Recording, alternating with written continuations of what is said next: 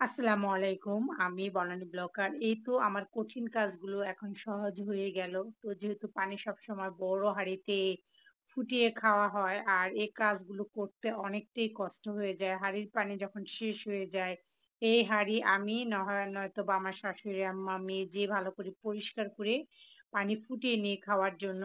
আর এই যে কাপড় ধোয়ার জন্য কাপড় ভিজিয়ে নিচ্ছি। তো অনেক সময় দেখা যায় আমার হেল্পাররা না আসলে এই কাজগুলো আমাকেই করতে হয়। অনেকটা কষ্ট হয়ে যায়। তখন দেখা যায় যে একদম টাইমও থাকে না, মেয়েকে স্কুল থেকে আনতে যেতে হয়।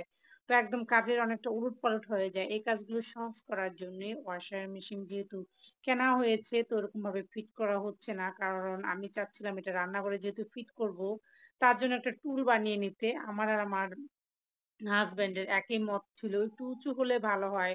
টুলটা যেহেতু আগেই বানিয়ে নিয়েছিলাম, কিন্তু টুলটার মাপটা একদম নিচা হয়ে গিয়েছিল। তারপরে আমরা একটু কাঠ দিয়ে একটু উঁচু করে নিচ্ছি। আর এই মিস্ত্রি যেহেতু সবসময় আমাদের কাজ করে, তো ওকে সন্ধ্যার পরে খবর দিয়ে কাজগুলো সেরে নেওয়া হচ্ছে। তো যেভাবে বলেছি ঠিক ওভাবেই করে দিচ্ছিল আরকি। একদম নিচে কাঠ দিয়ে একটু উঁচু করে নিলাম। আর এটা পারফেক্ট সুন্দরভাবে তৈরি হয়ে গিয়েছে। মাঝখানে যেহেতু একটু খোলা রেখেছি যাতে এদিক দিয়ে বাতাস বের হয়।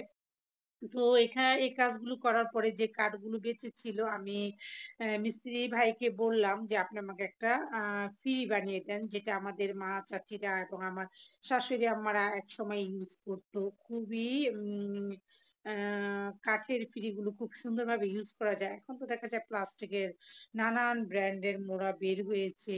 তো এগুলো ইউজ করতে করতে একটা সময় দেখা যায় ফেটে যায়, ভেঙে যায়।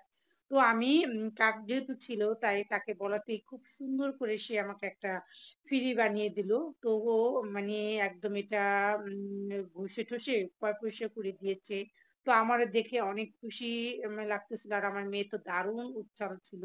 আর এটার মাপটা একদম পারফেক্ট ছিল আর কি। খুব সুন্দর করে এটাকে একদম পরিষ্কার করে কোনাগুলোকে সাইজ করে একদম গোল করে খুব সহজেই আমি বেঁচে যাওয়া কাঠ দিয়ে একটা ফিরি তৈরি করে নিলাম আমার কিচেনের জন্য। যেহেতু রান্নাঘরে অনেক কাজ করতে হয়, আর আমি বেশিরভাগ সময় যেহেতু রান্নাঘরে থাকি, তো এই কাজগুলো খুব সহজে যাতে করতে পারি বসে, তার জন্য একটা কাঠের ফিরি তৈরি করে নিলাম।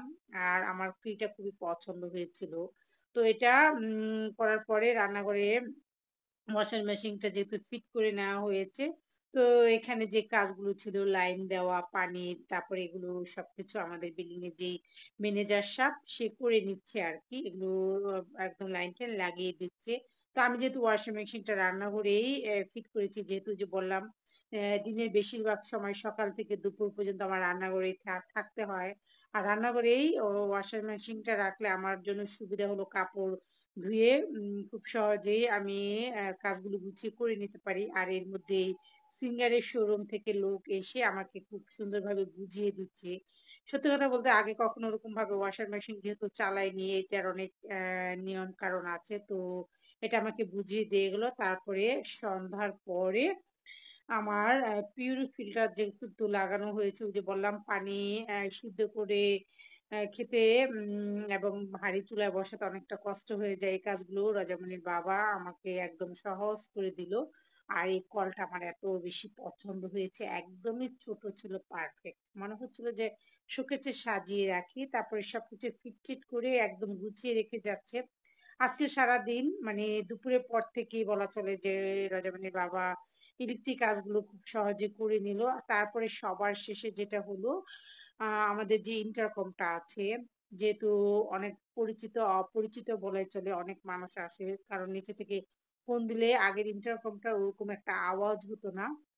তার জন্য রজনীর বাবা নতুন একটা ইন্টারকম নিয়ে এসেছে এবং আমাদের ম্যানেজার সাহেব এটা ফিট করে দিল। তো এই তো আমার একে একে সবগুলো কাজ গুছিয়ে খুব সহজে করে নিলাম, হয়ে গেল খুব পারফেক্ট ভাবে। ফিল্টার লাগানোর কাজ, ওয়াশার মেশিন এর কাজ, আর হলো আম ইন্টারকমটা। তো আমার ফিল্টারটা ছিল ঠিক এইরকম।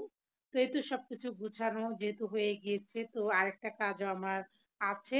ওটার সময়ের অভাবে ওরকম ভাবে করতে পারিনি। তারপর আমি একটু বের হয়েছিলাম, লেচের দোকানে গিয়েছিলাম। কারণ আমার মেয়ের স্কুলে যেহেতু অনুষ্ঠান আছে, তো মেয়ে চাইতেছিল তাকে খুব সুন্দর ডিজাইন দিয়ে একটা যাতে আমি জামা বানিয়ে দিই যাতে সে পরে যেতে পারে, তার জন্য আমি লেস দেখতেছিলাম।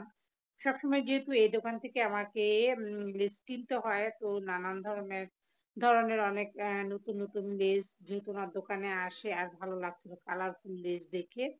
দেখলে সত্যি কথা বলতে একদম চোখ জুড়িয়ে যায়। তো আমার ভালো লাগে, আমি যখনই শপিং এ আসি একটু টুকটাক লেস মানে ম্যাচিং করে জামার মধ্যে লাগানোর জন্য ডিজাইন দিয়ে, যেহেতু মেয়ে খুব পছন্দ করে পরতে, তারপর আমি লেস নিয়ে নিলাম এখান থেকে।